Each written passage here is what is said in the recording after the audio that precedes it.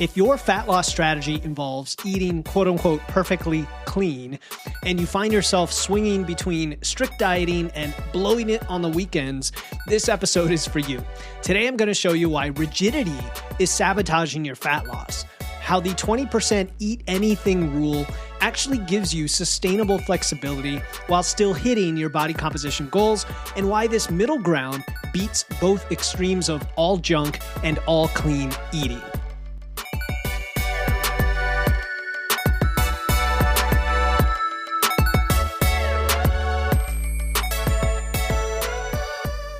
Welcome to Wits and Weights, the show that helps you build a strong, healthy physique using evidence, engineering, and efficiency. I'm your host, certified nutrition coach, and the founder of Fitness Lab, Philip Pape, and today we're tackling something that I see as one of the biggest derailers of fat loss phases, and that is the all or nothing approach to eating. It's a pattern that comes up in all of us, and even if you know that flexibility is the way to go, there's always a pressure toward trying to be cleaner or eating higher quality food, avoiding what we might think of as junk or bad food. And when you do that, you inevitably slip up. You feel like you've then ruined your plan, and then things start to fall apart, especially this time of year around the holidays. Or maybe you've seen if it fits your macros crowd, right? Who eat the Pop-Tarts and pizzas and donuts, and they're like, you could just eat anything and lose fat and live that way, and it's great. And you're like, that can't be right either, can it? And so the 20% eat anything rule, the idea of 80-20 from a whole foods to anything goes perspective, still stands up as a really good practical middle ground that works quite well for those of us who live real life, who are busy, who we still want the results. We still want to lose fat to build muscle. We still want to have a life. And it connects directly to our philosophy here, this physique engineering, we like to call it, where we use evidence-based, flexible strategies that are backed by research to make sure the whole process is sustainable. And sustainable just means you can sustain it for months, years, or potentially the rest of your life. That's what we want to do. And I see so many comments on the YouTube videos and in Spotify about clean eating and, well, I cut out all this stuff. I cut out all sugar and all this, all carbs, whatever, and I feel great, and that's the way to go. And usually my first reply is, do you enjoy that? And is that working for you long time? Is that working for you long term? Right? And that's what sustainability is. So I'm going to give you a quick preview of what we're going to cover today. The first thing is why chasing this is a problem. Okay, what psychologically and based on the evidence, what it prevents or what it holds us back from. Secondly, what the 20% rule truly means, right? If you want to put it into practice daily and weekly, what it looks like. And then third are the guardrails that you need so this doesn't turn into a free-for-all, a binge restrict, emotional eating, cheat days, all the things that I see this devolve into often. And then I'm, of course, going to end up with troubleshooting when things aren't working to keep it really practical.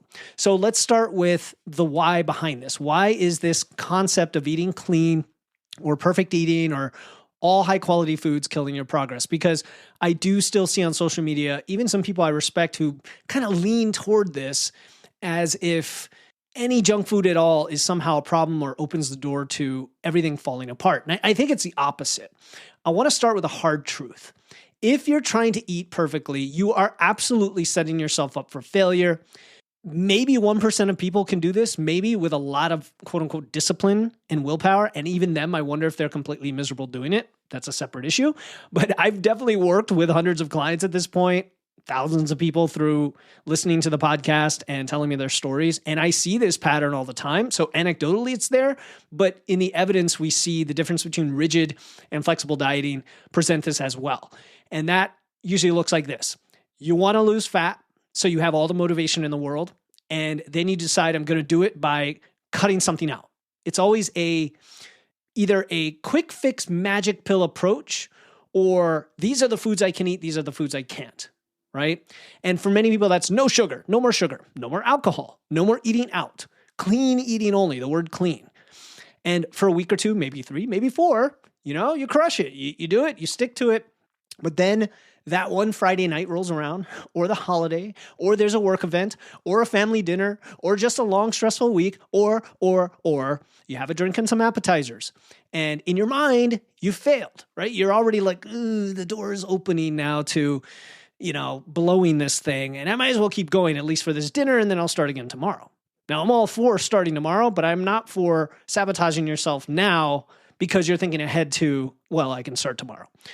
And so what was one drink or one appetizer or one snack or one piece of candy or one whatever thing you think is, a bad choice becomes an entire weekend of eating without any structure because you've already set in your mind that you didn't follow what you intended to do. And so why continue, at least for now? And then by the end of the weekend, you've undone most of the week's deficit if you were trying to be in a calorie deficit. And this is what happens very commonly. This is the perfection trap, right? The belief you have to be 100% compliant or adherent or you failed. And it creates a false dichotomy. It creates a binary thinking that doesn't actually exist in reality because your body doesn't care about perfect days, right? Like it doesn't care that the entire day you ate quote unquote clean. It just cares about the overall inputs over time, the accumulation of it, the compound interest, let's say, your energy balance, your protein, your training stimulus, all of the little behaviors that add up over time, even when they're not perfect. They're far better than zeros. They're far different than what you would have done in the past as a sedentary, non-athletic individual. And this is where the 20% rule comes in. And honestly, 20%, an 80-20 philosophy can apply to a lot of things in life. We've talked about the 80-20 rule for the Pareto principle, where 20% of the effort produces 80% of the results. We see this ratio a lot in reality. And whether it's 20% or 15% or 25%, that's not the point. The point is, instead of chasing 100% of something and then inevitably falling short, right? You build flexibility into the system from the start. And therefore, you're never really breaking a rule, are you? When you have dessert, when you have that ice cream, when you have that slice of pizza, you are using the flexibility you planned for. You have a buffer. You're operating within that already. And so that connects back to what I've talked about on the show regarding like all junk versus all clean eating, right? Both extremes fail. The all junk approach, where you just eat whatever you want and track your macros and calories, while technically possible for weight loss, for energy balance, it tends to leave you starving, low energy, nutritionally depleted, not feeling great, not great digestion, etc. Whereas the all clean approach, that leads to rigidity, stress during social situations, and eventually you just blow up or blow out, right? And so the middle ground is to build in some of that. If you want to use the word junk, 20% junk, 80% clean, fine, but I wouldn't even use the labels. I would say the whole thing together, the idea of 80% whole foods and 20% other, which we're going to get into next, is itself a healthy approach or nutritional pattern, dietary pattern, right? It's not about the individual foods. So let's move on to what the 20% rule means specifically. Let's define it clearly. It means that roughly 80% of your weekly intake, this is calories if you want to turn it into numbers, comes mostly from nutrient-dense, higher protein, we'll say minimally processed foods, generally things you get in the produce aisle or the meat department or the dairy department, right? The edge of the grocery store that supports satiety, that's keeping you full, supports your performance, like lifting and you feeling great, your biofeedback, and of course your body composition at the same time. The remaining 20% can be foods you enjoy simply because, now here's a shocking concept, you enjoy them. That's it. As long as your total calories and protein targets are still met. So I don't like pigeonholing that 20% into your macros per se. I want to make sure that you are on track to hit your calories, macros, micros, all those things with the 80% so that the 20% truly has maximum flexibility. Now, let me be very direct about what this is not. It is not 20% of the time going completely off the rails. It is not an excuse to ignore energy balance. So it's not like you're saying, well, 20% of my week in terms of, time or number of meals, I'm just going to go hog wild and eat thousands and thousands and thousands of calories. No, it's 20% roughly of the calories for your week are taken up by this flexible framework that still respects the hierarchy, right? Still calories first, protein second, food quality third, timing and preference fourth, and not always in that order, right? So think of it like a system with built-in margin. When we design systems, we don't build them to handle exactly the expected load, right? We don't design a bridge to handle just the expected amount of traffic. We build in safety factors for real world conditions. So the 20% is your margin of error for being a human with a social life, stress, cravings, everything else that comes with it. Now let's turn it into numbers. So let's say you're in a fat loss phase eating 1,800 calories, all right? And you can just scale this up or down depending on who you are. 80% of 1,800 is 1,440 calories coming from nutrient-dense staples. Lean proteins, vegetables, fruits, whole grains, fats from whole foods. The remaining 360 calories, that's your 20%. Now 360, this is in a given day. That's not nothing. That's still a decent amount of calories to allocate. And, whether you drink alcohol or not, that's part of the calories. Maybe it's a small dessert. Maybe it's a slice or two of pizza. A couple slices of pizza could fit in there alongside, your lean foods, whatever. And you can think about this either daily or weekly, depending on your personality and your schedule. If you're very routine oriented, I think daily 80-20 works great. You know that each day you've got that buffer. And then if your life is a little bit more variable, if you tend to shift calories around, if you have a lot more challenges on the weekends, let's say, if you have social events that are clustered on the weekends, like many, then thinking weekly could make more sense, where you hit the 80% mainly during the weekdays, and then the 20% is more on the weekends. And that works for a lot of people. And again, I don't want to think of cheat days here. Cheat days are like unfettered, nonstop, zero control. This still has a sense of control to it and planning and intention. Now, here's what belongs in the 80% versus the 20%, just to give you specifics. The 80% is going to be lean meats, eggs, Greek yogurt, cottage cheese, whey, heck, tofu if you're vegan or you like tofu and that's where you get protein. Your fiber and micronutrient sources like vegetables, fruits, legumes, whole grains. Your fats like olive oil, avocado, nuts, fattier cuts of meat. All the foods that keep you full, that support your training, that help with the hormones and digestion, that make hitting your targets practical in terms of your macros, your calories, all of those things. That's the 80%. It's still a lot of delicious, amazing foods. And for many of us who start to eat that way, we almost don't feel we need the 20% as much because of the 80% tasting so good. The 20%, however, that would be ice cream, pizza, burgers, fries. And again, there's some wiggle room here. Like when I say burger, I mean a little bit more on the greasy spoon fast food side, right? If you're making your own burger at home, it could still fit into the 80% depending on what's in there, right? How processed it is, etc. So French fries, candy, chocolate, chips, pastries, maybe alcohol for some people. Again, I discourage alcohol as much as possible because we know it has no benefits, but it's part of many people's lives. And so I put it in this category. Restaurant meals that are more indulgent. And I say it that way because some restaurant food or meals, still may fit in your 80%. So whatever you actually enjoy eating that doesn't fit the nutrient-dense category, the key is to fit these into your framework, and that's calories, macros, micros. You're not adding them on top. You're just keeping room or space for them. So I hope that helps define the 80-20. Now, I want to get to the next section on why this works so well, why psychologically and physiologically this actually works just fine. And you've got to stop listening to the extremists out there who are like, nope, I cut sugar, that's going to solve it. Nope, diabetes is caused by too much red meat. I don't know, nonsense claims that you hear online all the time. Just insane claims that are either patently incorrect or they are inferring from something and interpreting the research incorrectly. So, does this actually work for losing body fat? Absolutely. Absolutely. I mean, if eating just Pop-Tarts can work for losing body fat, even though it's not at all optimal for many other reasons, then we know anything less extreme than that can also work. And when we talk about fat loss, we're not just talking about energy balance. We're also talking about the process of going through that deficit over several weeks or months. And can you do that successfully mentally physiologically and practically.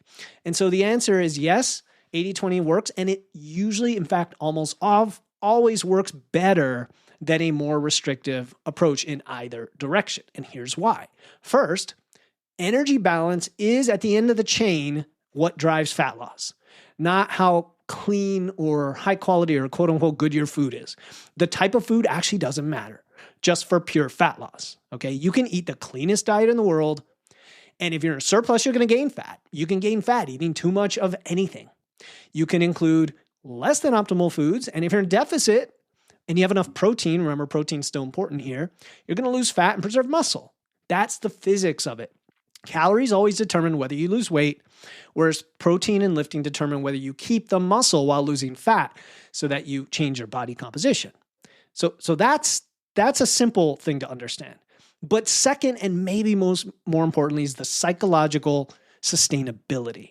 And that's as, if not most important, as the precision of your diet. In fact, I'm coming to find over the years that if you can get this part right, it often takes care of the first part, the energy balance, the calories, the macros, believe it or not. You can shift your diet to be sustainable and feel great, and then naturally it's a lot easier to hit the calories and macros.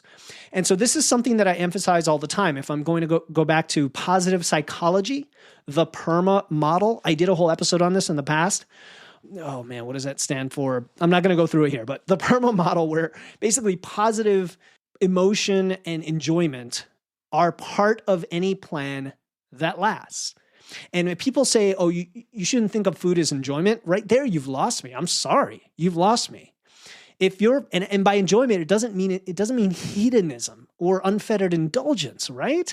There's a difference between that and thinking of food as a positive aspect of meaning in your life, because we eat food every day. We need it to survive and to thrive. So if your fat loss approach doesn't include some element of reward and pleasure, it is not going to stick. That I am unequivocal about. And the 20% bucket is your built-in positive emotion lever. It lowers the guilt, it reduces the all or nothing thinking, and it supports your long-term adherence. Right? We're not talking about 100% compliance. We're talking about adhering to what you've set up for yourself, where if you've set up an 80-20 approach, it's going to be a lot easier to adhere to that and to be quote unquote compliant to that. And then the third piece here, so we first was energy balance, second was psychological sustainability. The third piece is that this adherence over time, this consistency, right? Not perfection, but just consistency, is what compounds into your real body composition changes. A moderate deficit that you stick to for 12 weeks is always going to beat an aggressive, restrictive diet that you can only maintain for 3 or 4 weeks before you inevitably have that binge episode. And the 20% rule increases your probability of sustaining the approach. That increases your probability of reaching your goal. You see how this all ties together so nicely. Now, I want to be clear, this is not permission to be sloppy. The 20% still fits within your structure. If you're eating 1,800 calories for fat loss and your 20% eat anything foods push you to 2,500 calories regularly, well, you're not doing the 20% rule, are you? That 20% has now become a bigger percentage of the total pie because you're just over consuming. You're eating without awareness. The flexibility exists within the boundaries, not instead of them. Does that make sense? So it's always like intention, flexibility, and planning, but the flexibility is built into the plan. So speaking of flexibility within structure, I think this connects perfectly to something that we are kicking off today. All right, we're kicking it off today. It technically starts Wednesday, but we're kicking it off today. It's called the 3-Week Strong Finish Challenge. This is specifically designed to help you make progress, be focused, maintain your strength and body composition through the rest of the year, through the holidays, from this Wednesday, the 10th, through the end of the year, right before New Year, when everyone else is backsliding, right? And it's perfect with this topic today, because instead of trying to be perfect during the craziest time of the year, the highest chaos time of the year, when everybody else is starting to gain all their weight and get off track and everything goes out the window, we're using what I call the flex framework. I've talked about it before. I'm not going to go into it here, but it's having 3 different levels optimal, minimum, and bailout to keep you moving forward no matter what December throws at you. Plus, you're going to get 2 coaches that are going to coach you. You're going to have accountability, weekly check-ins, lots of great resources, strength training templates to lose fat, build muscle. All of these things are included in this challenge to end the year. And the kickoff call is today, Monday, December 8th at 5 p.m. Eastern. Now, if you're hearing this too late for that, there is a replay that you will get if you register anyway. So we're giving you a couple-day buffer before the challenge starts.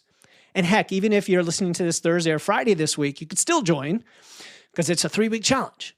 Okay, the kickoff call's today, live.witsandweights.com. The actual challenge starts Wednesday, so we're going to get you all the resources and answer your questions to get ready for that. You've got 2 days then to join us, grab one of the 50 spots, and watch the replay if you can't make the live call. live.witsandweights.com. This challenge is about proving to yourself that you can maintain and even gain new progress at the end of the year, even when life is messy. And we're not going to make you do a restricted diet. We're not going to make you do a fat loss phase if this isn't the right time, which for most people it's not with all the holidays happening. You're not trying to have 3 perfect weeks. That's the whole point. We're trying to help you build the system to survive the imperfect conditions. So go to live.witsandweights.com to register for the challenge. Kickoff is today, Monday, December 8th at 5 p.m. Eastern.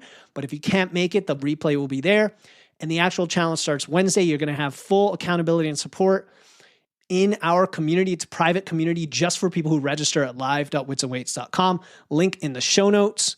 And you'll get everything you need to succeed, including direct access to coaches, a custom nutrition plan, strength training templates designed for this time of year, including if you have limited equipment or are traveling, all of that, live.witsandweights.com.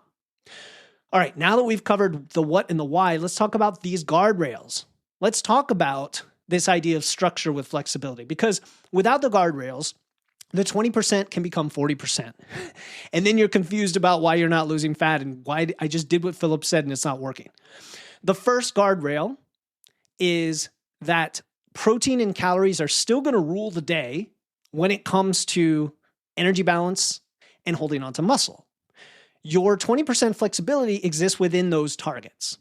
So you'd still have to know generally what calories you're hitting. Now, I've mentioned before, even if you're not tracking calories and protein and you're making sure that you are eating predominantly whole foods that are high satiety, high in nutrients, you're going to naturally be able to hit calories and protein anyway. But of course, I'm a big fan of tracking as much data as you want or need. So if including the dessert means you're over 400 calories for the day, that's not the 20% rule working for you. That's just adding extra food. So let's be clear. The hierarchy doesn't change. Okay, we have the energy balance is really the first driver of weight loss. Protein is the driver of body composition, and everything else supports that. The second guardrail is this is a starting point. It's not a law. I know I've used the word rule, but in this case, it's colloquial. It's not a law that you have to stick to 20%. For some people, 10% might be better, right? Because they just love eating whole foods and 10% is more than enough. And that's all they need. For others, they might want to creep it up a little bit, 25 or 30%. We're still not talking 50, 60% processed foods like the average American. We're still talking far more shifted in the direction we want to be. The principle, remember, what is the principle? Is that most of your intake is aligned with your goals and the minority of the intake is very, very highly flexible. And let's be honest, even the intake that's aligned with your goals, the 80%, is still super flexible. There's a lot of foods that fall under there. You're not cutting out any food groups or macros, right? You can have bread and pasta and other potatoes and fruits and stuff like that in there. But that more highly processed stuff fits into your 20%. You get to choose, really. And it's an experiment. You treat it as an experiment, and then you adjust based on the actual results and how you feel. Okay, and if you're in our challenge, if you're in our 3-week challenge, that's a great place to test and share with the world what's happening and get feedback like, hey, I'm having trouble sticking to this 20%. It's creeping up much higher than I expected. What do I do? And we can give you some great ideas. The third guardrail is to distinguish between this deliberate flexibility and what I'll call chaotic eating. So eat anything within your system means you choose foods that you enjoy and you account for them and you adjust your day around them accordingly. So again, there's planning and intention. Maybe you want a 400 calorie slice of cheesecake at dinner. So you look at where 50 to 60 grams of carbs and 10 to 15 grams of fat come from your day and make it work, right? Keep the protein high because now obviously the protein's not going to be in the cheesecake. Well, it'll be a little bit, but not very much. And that's how you are deliberate about it. So this idea of eating anything is deliberate and it's not chaos. Chaos is when you're not tracking or thinking, you're not aware, you're using it as an excuse, etc. And that's the classic, I was in a deficit Monday through Thursday and I undid it on the weekend pattern that we're trying to avoid. All right. The fourth guardrail is if you are someone with a history of binge eating, emotional eating, very rigid kind of mindset or dieting, the 20% might need extra structure. And what this looks like is pre-deciding, pre-planning what the 20% is. Maybe it's one dessert per day, right? A lot of us are in that mode. I'm often in that mode because my wife cooks dinner and we like to have a little dessert most days. And so I just plan it in. Maybe it's 2 indulgent meals each week, right? You get to decide what that 20% is. And then you eat those fun foods mindfully. You sit down, you eat them, you portion them out, whatever makes sense. You put them in a bowl. You don't just chaotically graze and say, well, okay, I'm up to my 20% now. Where's the bag of Cheetos? Let me just start eating. It's not that. So you can start with a smaller percentage if it helps you feel more structured. If you have a history of this, start with 5% or 10%. If you are a classic clean eater and you always try to eat clean, maybe for you mentally, it's better to not jump right to 20% because you might feel like you lose control. Just titrate it up to the right level for you. And for some people, it might always be 5%. You just love to eat a lot of whole foods. It's fine. I know farmers and ranchers that eat that way. This connects to what I've discussed in other episodes about hidden triggers and emotional eating. We want to use data and awareness to diffuse those triggers. We don't want to create new triggers. And then a quick note for special populations, like if you have celiac disease or severe food allergies or medical conditions that limit food choices, and I've spoken to a lot of you out there who I feel really bad, right? Because there's a lot of foods you just can't eat. Your 20% still exists, but it's within your safe options. You're not going to just use the 20% to say, well, now I'm going to eat the thing that I don't usually feel great with, but it's my 20%. Well, that by definition, you're not going to enjoy that, are you? So the principle of flexibility remains even when your specific foods happen to be constrained. So let's make this all practical. Let's tie this up into some practical guidance for some different situations, which I know people have been asking about with these podcasts. So in a fat loss phase, we're going to do fat loss, maintenance or body recomp, muscle building, and let's say chaos like travel and holidays coming up, okay? In a fat loss phase, the 20% rule is going to help you stay on that deficit and not feel as deprived, right? Your calories are already lower, so math-wise, the 20% portion is still smaller in absolute terms than when you're not in fat loss, right? The actual calories are less because it's still 20% of a smaller amount of calories. And that's fine. It just means that your flexible foods are going to be a smaller amount of stuff or a smaller portion of the ice cream, or, it's not a pint, but it's a small bowl, etc. It's the psychology of knowing that you can have something you enjoy that's more valuable often than the actual food itself. Let's be honest. Now, you can just quick side tangent. You can almost trick yourself here by picking something that you find enjoyable that's actually not a 20% food. Let's say strawberries with some homemade whipped cream, and it's really not that many calories, but it actually psychologically feels like part of the 20%. That's a really cool trick to use for yourself as you start to shift and make swaps, especially in fat loss when the calories are lower, okay? So you're still kind of thinking 20%, but some 80% stuff's leaking over into that 20% if it makes sense. All right, now what about if you're at maintenance, or what if you're doing body recomp? Well, you obviously have more room to work with because the calories are a little bit higher, so your 20% is a little bit more generous. And this is a lot of times where people find their sustainable long-term eating pattern, kind of that routine that they can stick with for a long time. They're not restricting for fat loss, right? They're not keeping the calories tight. They're also not pushing calories and trying to eat extra for muscle gain. You're just living your life while maintaining your physique. This is a nice place to try this out and see what that is for you, Okay, because effectively you should be able to do it without tracking eventually and just maintain your physique that way and your weight. Well, it may not be your body weight. Your body weight's going to flex up and down. And then during the muscle building phase, the 20% helps with adherence as well, but in a different way. Because when you're eating more food in general, it's easier to hit your protein and then still have room for enjoyment. Right? Because that's a little bit more of a challenge in fat loss. When you're doing the 20%, you're like, but I still need to make sure I get my protein in.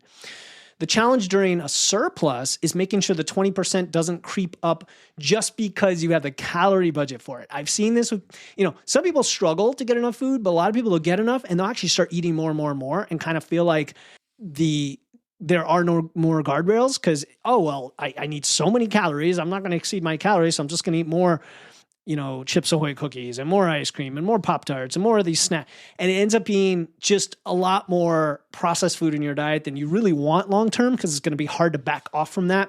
And I'm not saying there's not more room in general for that stuff. There is, just numbers-wise.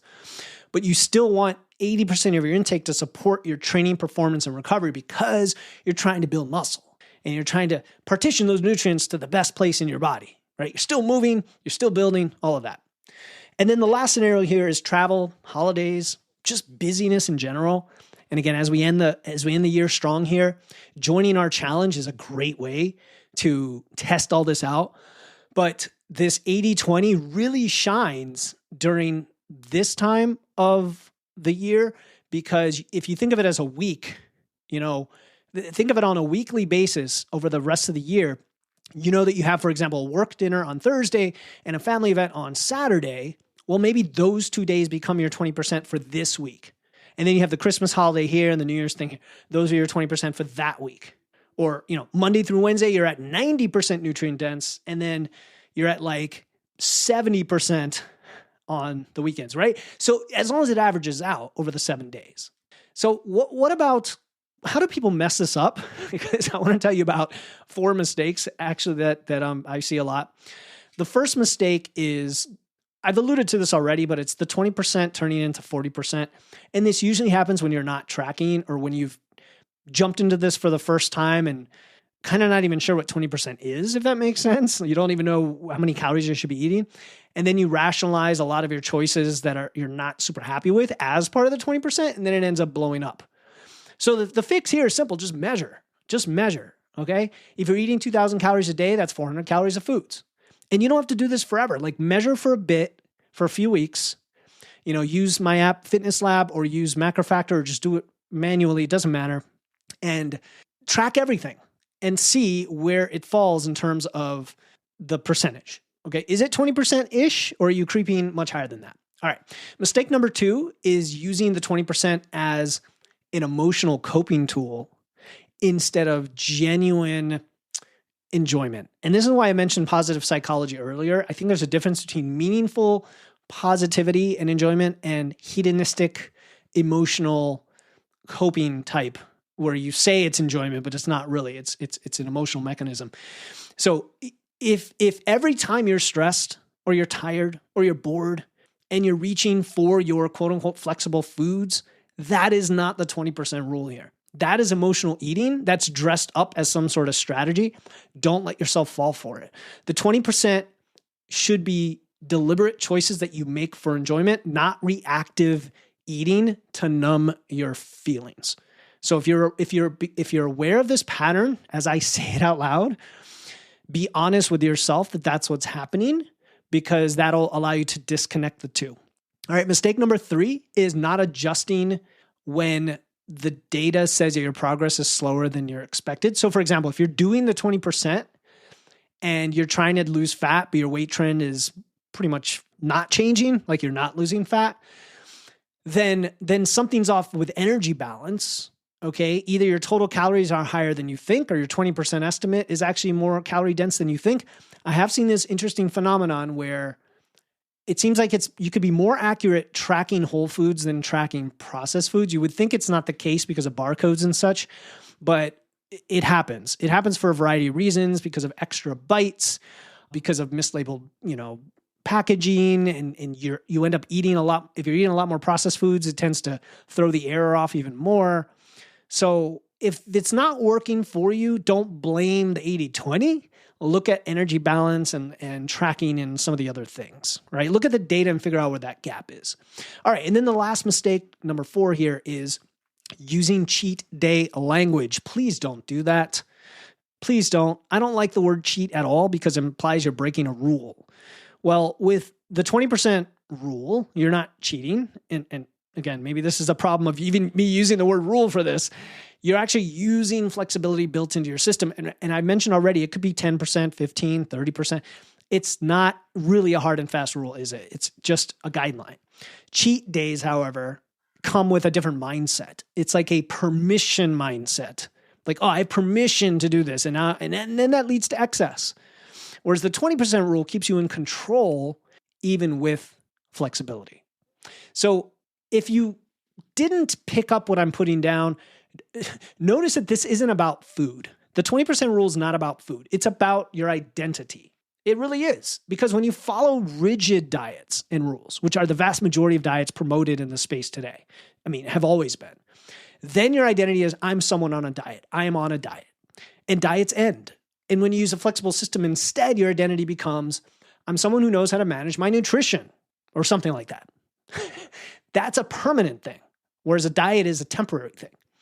The person who can have a slice of pizza at their kid's birthday party and log it, or at least be aware of it and plan for it, and then adjust their day around it, and then move on without any guilt or anxiety, that person has a very different, fundamentally different relationship with food than the person who skips the party or eats half the pizza because they already blew it, or even goes to the party and deliberately withholds from eating pizza, thinking it in terms of a guilty pleasure or something that they cannot do. All right. So that's why we do what we do. Building systems that work for real life, right? It's like a pressure valve. It keeps the whole thing sustainable because you got a pressure release valve. And then when you combine that with the right lifestyle, lifting weights, adequate protein, moving, getting your steps, right? Those basic things that take work and effort, they do. They're not automatic. Nobody's going to do them for you. And then you track some level of data that gives you that awareness. And then guess what? You adjust based on that data and feedback.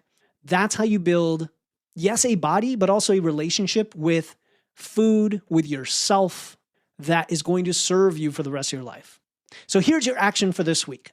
Just look at your eating pattern and estimate what percentage of your intake is genuinely nutrient dense versus flexible.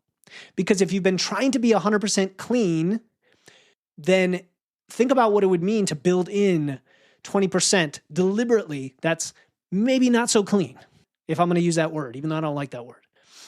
And if you've been all over the place, start tracking, see where you land, and then adjust from there, right? There are things that are going to move the needle that you have to be aware of. Calories, protein, food quality, flexibility, they all work together.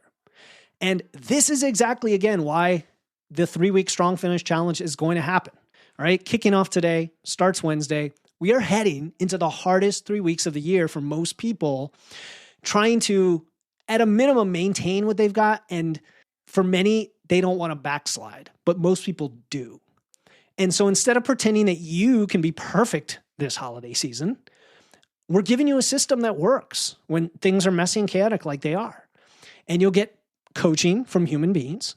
You'll get training programs, custom nutrition plan. You get all that great stuff along with the accountability, the ability to check in and say, hey, how are we doing? Are we winning here? So that we're ready for the new year. And no guilt, no shame. You're going to feel great about yourself. You're going to have more energy, be super, super confident. So the kickoff is today, 5 p.m. Eastern. Challenge starts Wednesday, but definitely join at live.witsandweights.com so you get in time and get all the resources and figure out, hey, what strength training program do I want to follow? If you're not already following one, we can give you some guidance on that.